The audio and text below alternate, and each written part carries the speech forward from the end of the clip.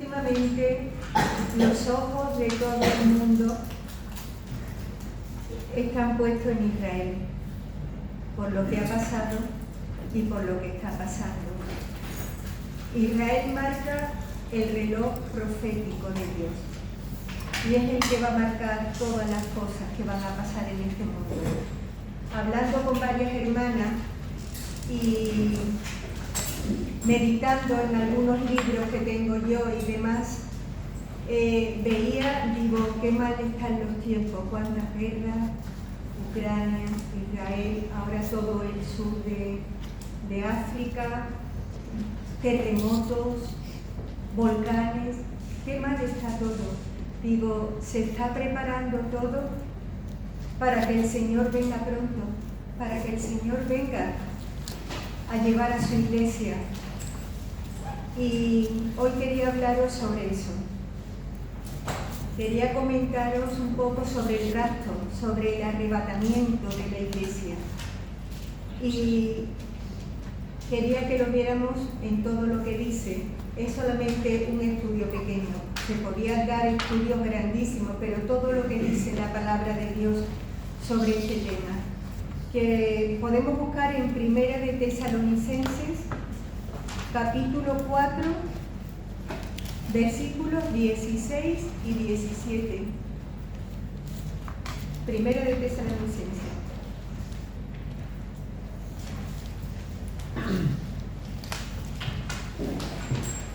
Porque el Señor,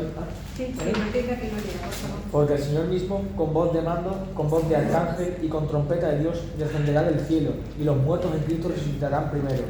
Luego nosotros, los que vivimos, los que hayamos quedado, seremos arrebatados juntamente con ellos en las nubes para recibir al Señor en el aire.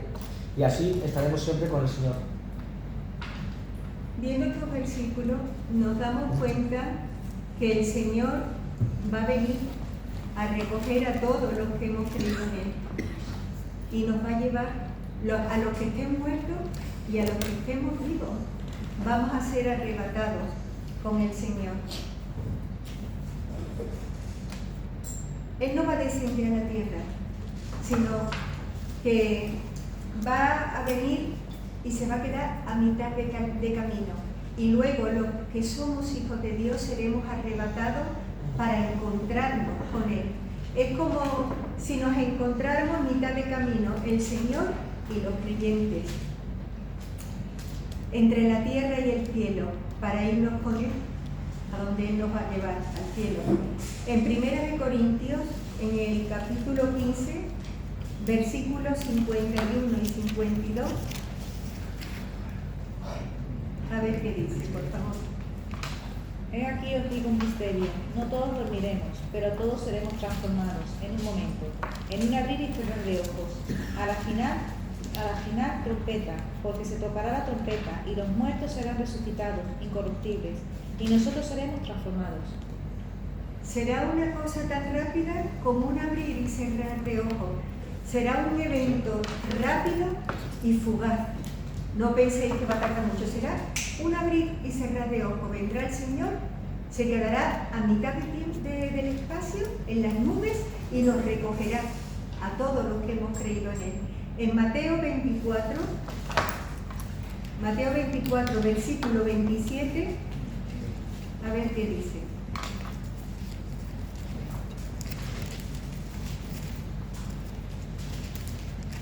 Porque como el relámpago que sale del oriente y se muestra hacia el occidente, así será también la venida del Hijo del Hombre. Será algo tan rápido y a la vez de gran desconcierto para todas las personas que se queden aquí. Todos los que no hayan creído en Jesucristo como su Salvador.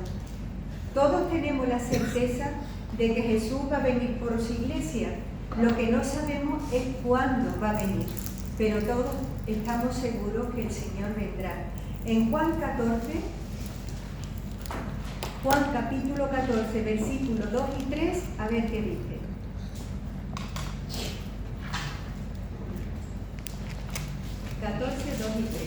En la casa de mi padre hay lugar para todos.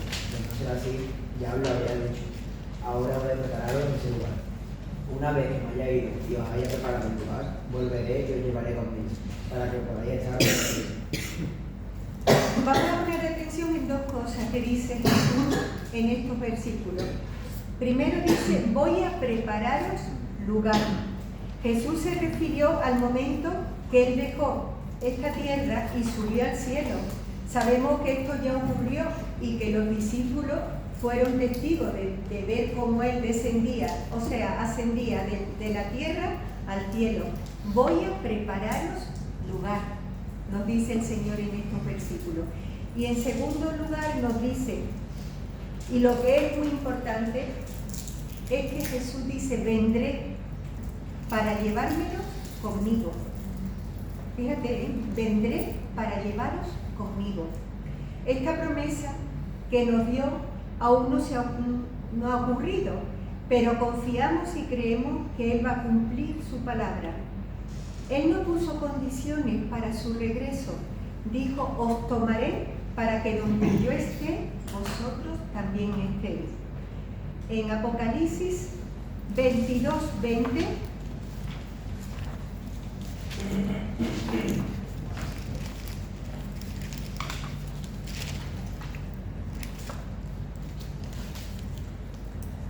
el que da testimonio de estas cosas dice, ciertamente vengo en breve.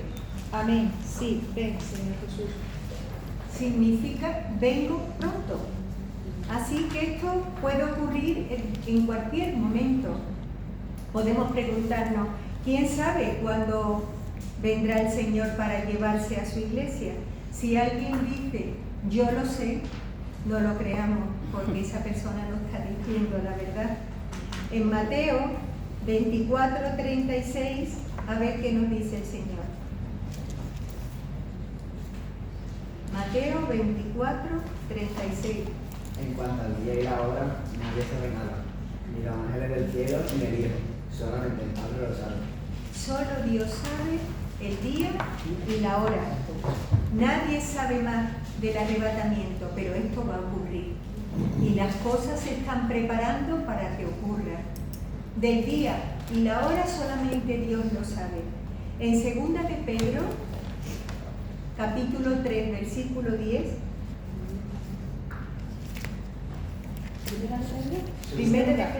Segunda de Pedro, perdón. 3:10. Pero el día del Señor vendrá como ladrón en la noche, en el cual los cielos pasarán con grandes estruendos, y los elementos ardiendo serán deshechos, y la tierra y las obras que en ella hay serán quemadas.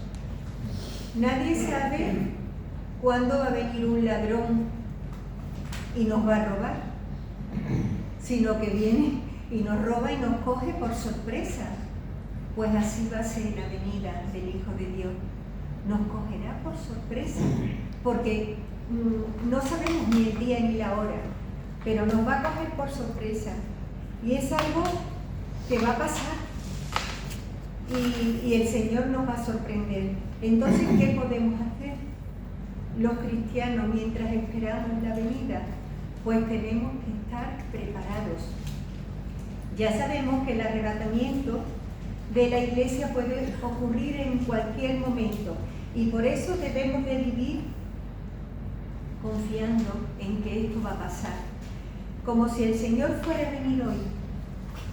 Si vivimos preparados, viviremos unas vidas llenas del Espíritu Santo, queriendo agradar al Señor en todo, preparados para cuando Él venga. En la parábola de las vírgenes nos lo dice el Señor claramente.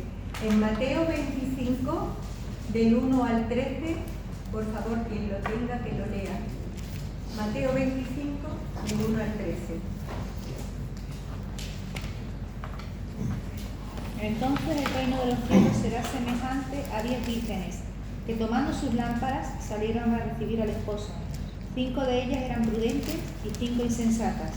Las insensatas, tomando sus lámparas, no tomaron consigo aceite, mas las prudentes tomaron aceite en sus vasijas, juntamente con sus lámparas. Y tardándose el esposo, cabecearon todas y se durmieron. Y a la medianoche se oyó un clamor: aquí viene el esposo, salid a recibirle. Entonces todas aquellas vírgenes se levantaron y arreglaron sus lámparas. Y las insensatas dijeron a las prudentes: dadnos de vuestro aceite, porque nuestras lámparas se apagan. Mas las prudentes respondieron diciendo: para que no nos falte a nosotras y a vosotras, id más bien a los que venden y comprad para vosotras mismas. Pero mientras ellas iban a comprar, vino el esposo, y las que estaban preparadas entraron con él a las bodas, y se cerró la puerta. Después vinieron también las otras vírgenes diciendo: Señor, Señor, ábrenos. Mas él respondiendo dijo: de cierto os digo que no os conozco. Velad pues, porque no sabéis el día ni la hora en que el Hijo del Hombre ha de venir. Y como no sabemos cuándo el Señor va a venir por su iglesia, vivamos como las vírgenes prudentes, pendientes de que el Señor puede venir. Hay algunos cristianos que no creen que el rapto sea inminente o que el Señor vaya a recoger a la iglesia. No lo creen. Algunos no creen que sea inminente, sino que será una cosa lejana y que no creen que puede ocurrir en cualquier momento. Pero si Jesús nos dice que va a arrebatar a su iglesia en el día y la hora que no sabemos, que vendrá como el novio que vino a las 10 vírgenes y que vendrá como ladrón en la noche, lo que él dice va a pasar. ¿Lo crean algunos o no lo crean? Pero él lo dice en su palabra y lo va a cumplir. El rapto de la iglesia va a pasar y será un acto no anunciado. Por lo tanto, la idea de que la iglesia tiene que pasar por la gran tribulación es incorrecta. No puede haber algo inesperado, no puede haberlo. Si un episodio tan grande como es la gran tribulación debe ocurrir primero, entonces no sería el arrebatamiento una cosa, como dice el Señor, un abrir y cerrar de ojos en un momento dado, porque si tiene que pasar la gran tribulación, ya diríamos, bueno, pues después de la gran tribulación viene el Señor. No, el Señor no va a permitir que su iglesia pase por la gran tribulación. El Señor va a recogernos antes, lo dice en su palabra. La iglesia no va a estar en este mundo en la gran tribulación. En el libro del Apocalipsis, Jesús mismo le dijo a Juan: escribe todo lo que veas. Le dijo: escribe todo lo que veas. Y así es como Juan escribió el libro del Apocalipsis. En los capítulos 2 y 3, Juan escribe cartas a las iglesias de Asia Menor. Aquellas cartas son de gran utilidad para la iglesia de hoy en día. Desde el capítulo 4 al 18 de Apocalipsis, Juan describe todas las cosas que van a ocurrir durante la gran tribulación, del capítulo 4 al 18. Pero hay un detalle muy importante. En los primeros 3 capítulos del Apocalipsis, la palabra iglesia aparece 19 veces en los primeros 3 capítulos. Sin embargo, desde el capítulo 4 al 18 ya no se nombra más a la iglesia. Ni una sola vez. Fijaros bien, en los 3 primeros capítulos 19 veces se pronuncia la palabra iglesia. Pero desde el capítulo 4 al 18 ya no se nombra más a la iglesia. ¿Sabéis por qué? Porque la iglesia no estará presente en todo lo que va a ocurrir en esos capítulos que nos describe lo que va a ser la gran tribulación, sino que la iglesia ya no estará aquí.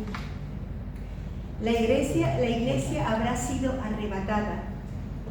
En el capítulo 19 es cuando se describe la venida visible de Jesús a la tierra sobre un caballo blanco, seguido por su iglesia vestida de lino fino. La iglesia viene del cielo, desde el cielo detrás de Jesús en su venida. ¿Cómo llegó la iglesia al cielo? No fue arrebatada. Claro, todo eso. Pues llegaron allí cuando Jesús vino a buscar a su iglesia y la arrebató, antes de que comenzara la gran tribulación. Mucha gente se pregunta, ¿por qué los cristianos tenemos que pasar por enfermedades, por problemas, por faltas de trabajo? Estos son tribulaciones. ¿No será que estamos pasando por la gran tribulación? Yo lo he escuchado en algunos hermanos. Es que tengo enfermedad, mi familia, no estamos pasando por la gran tribulación. Jesús nos dijo en Juan 16, versículo 33.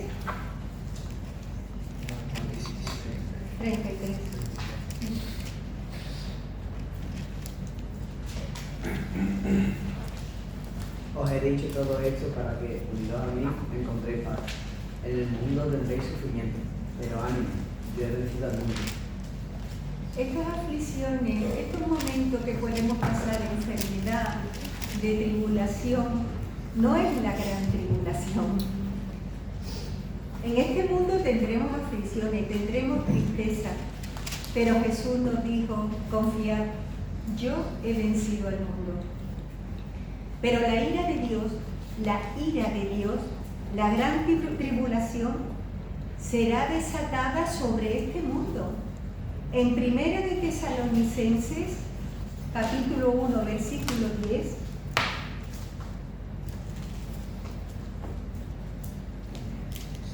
y esperar de los cielos a su Hijo, al cual resucitó de los muertos, a Jesús, quien nos libra de la ira venidera. quien nos libra de la ira venidera. ¿Qué dice en Romanos, capítulo 5, versículo 9?